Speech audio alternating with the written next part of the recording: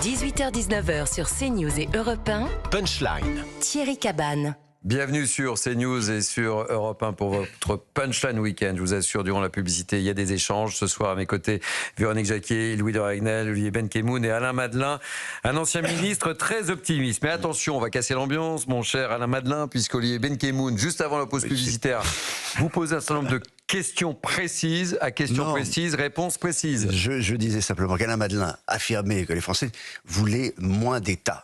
Or, je m'aperçois, moi, que les Français, ils veulent pas moins d'État, ils veulent que leur argent serve, que ça soit efficace. Quand ils vont à l'école, que les enfants vont à l'école, que ça fonctionne. L'hôpital, ça fonctionne. Il n'y a pas fini. La justice, ça fonctionne. Or, ça ne fonctionne pas. On en a des exemples tous les jours. Eux, ils veulent juste que leur argent serve à quelque chose qui marche. Et là, c'est bien pas le sûr. cas. Alain Madelin, réponse aux Français qui nous écoutent et qui nous regardent. Publique. Je Donc, vous ai pas dit ça moins tout à l'heure. Oui, mais pas moins. Bon, Ah réponse Alain Madelin. Mais non, autrement. Autrement, oui. Mais autrement. Vous avez cité 3 exemples. Je pourrais prendre n'importe lequel des 3, si vous voulez. Mais vous avez commencé par l'école, je commence par l'école.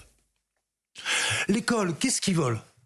Si je vous dis qu'aujourd'hui, ils volent une école efficace. Ah oui. Ah oui, mais ça, on est d'accord. Faut sortir de l'administration.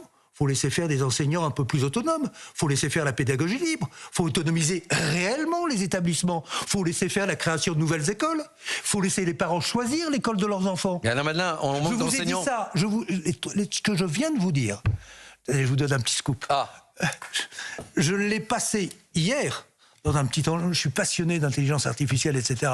Je l'ai passé hier dans un truc que l'on a fait, en intégrant toutes les philosophies, en intégrant Rawls, etc., en intégrant les droits fondamentaux, pour essayer de construire, au fond, une aide en fonction de tous les problèmes que vous rencontrez, pour vous dire ça c'est juste ou ça c'est pas juste. Et j'ai passé le système scolaire français, et j'ai passé, au fond, un peu plus étayé, ce que je viens de vous dire. Mais oui, bien sûr, c'est plus juste. Je vais le faire devant un panel de Français. Devant... je pourrais vous donner les résultats de ça. Je vous assure que je suis gagnant sur cette affaire. notre soeur, Ils veulent l'efficacité, la liberté de choix, et bien sûr, bien évidemment, les faits de pouvoir aussi choisir Alain Madelin. l'école de leurs enfants. Particulièrement, particulièrement dans les quartiers les plus défavorisés. C'est là où il y a plus une demande de ces nouvelles écoles. C'est vrai aux États-Unis, c'est vrai aussi en France, sauf qu'il n'y a pas d'offre. Alain Madelin, vous ne seriez pas en train de préparer un quelconque retour, quelque part? Regardez-moi. Un retour des idées, oui. J'ai pas de vocation politique, mais j'ai été un peu animateur du débat politique avec quelques amis.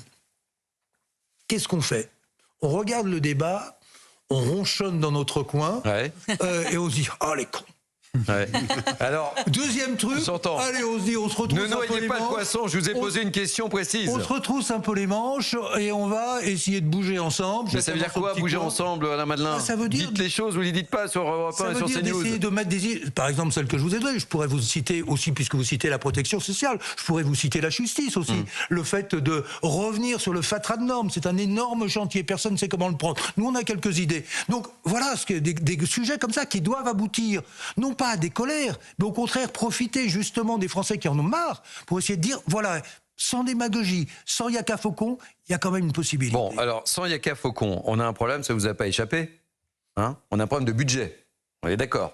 On fait quoi sans budget? Écoutez François-Olivier Gisbert, et je vous pose la question juste derrière. Enfin, vous allez réagir. Vous faites quoi, vous?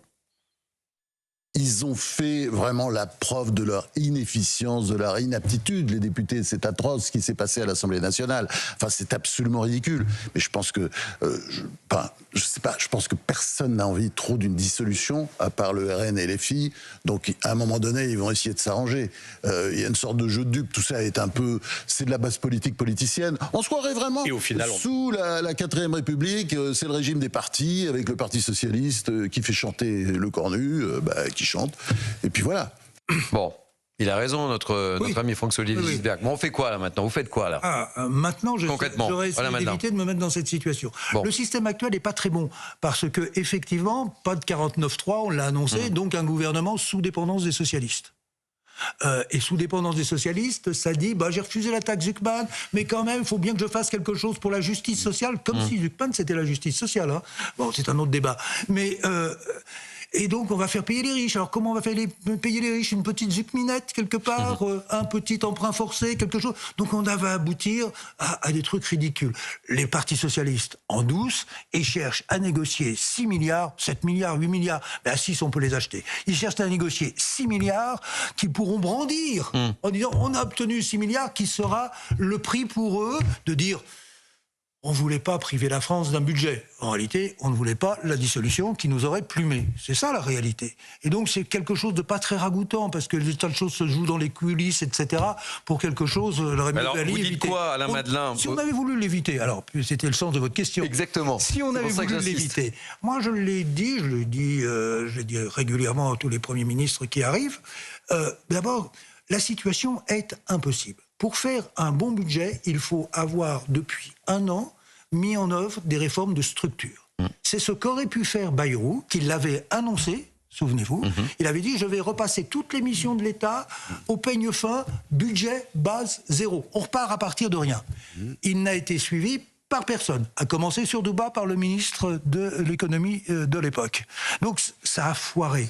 Et il faut reprendre on a un bien peu. compris. Il faut non, c'était un autre après. Mais il faut reprendre toutes les tâches à zéro. Vous en avez au moins pour 1 an avant d'aboutir à des réformes, des petites réformes de structure qui vous permettent de faire de belles Et économies. qu'est-ce que vous pouvez dire aux auditeurs d'Europe 1 et aux téléspectateurs de CNews, là, maintenant, vu la situation dans laquelle on est, Alain Je ne Madelin? me serais pas mis dans cette situation. J'aurais utilisé des choses qui ne servent à rien à l'État. Ça aurait déplu à Bercy, mais tant pis. Nous avons, sur les participations de l'État dans des entreprises. Qu'est-ce que l'État a à faire chez Engie? Qu'est-ce que l'État a à faire chez Orange? Qu'est-ce que l'État, etc. Je pouvais prendre autant que je voulais, je pouvais prendre 20, 25 milliards, qui auraient permis de desserrer les taux sous lesquels le gouvernement est prisonnier, en se disant, au fond, ces 25 milliards, ils vont me permettre de durer un peu pour engager de bonnes réformes, et j'aurais fait, je crois, de bonnes réformes, et ça aurait été un bon deal, plutôt que d'arriver à ce cinéma. Mais qu'est-ce qu'on fait là? Qu'est-ce que vous dites aux Français ce soir sur CNews et sur Europe 1? Vu la situation à laquelle on est. Je laisse le journaliste expliquer tout ça. Non, mais votre regard m'intéresse, justement, avec l'expérience qui est la vôtre, et puis vos groupes d'amis avec lesquels vous réfléchissez. Non, mon regard sur cette affaire, c'est que le gouvernement, il s'est mis dans cette situation-là, et ce n'est pas tout. Si j'avais à lui donner des idées, je vais continuer à le donner, mais je les ai déjà données publiquement. Ce qu'il aurait pu faire aussi, je ne peux pas libérer totalement la France. Ok, il faudrait une belle alternance avec une belle majorité, avec un bon président de la République. J'ai pas les idées très claires là-dessus. Mais en revanche, je peux déjà faire des expérimentations utiles. Alléger les charges, alléger des normes, donner plus de liberté. Exemple, Notre-Dame. Eh bien, j'aurais fait des projets Notre-Dame. J'aurais annoncé... Avec la même méthode. 10 grands projets Notre-Dame. Vous avez aussi dans la Constitution, c'est assez bien parce qu'on ne l'utilise pas, c'est dommage. Je suis en train de regarder pourquoi on ne l'utilise pas davantage. C'est d'ailleurs une possibilité qui donne territorialement le pouvoir de déroger. Vous voyez, vous avez des espaces de liberté. La liberté, ça marche. Pourquoi ne pas l'utiliser et de faire... Si on ne peut pas changer toute la France, au moins faire des exemples in vitro de ce fait que des solutions de liberté sont possibles dès maintenant. C'est un chemin de petits poussets, on sème des petits cailloux.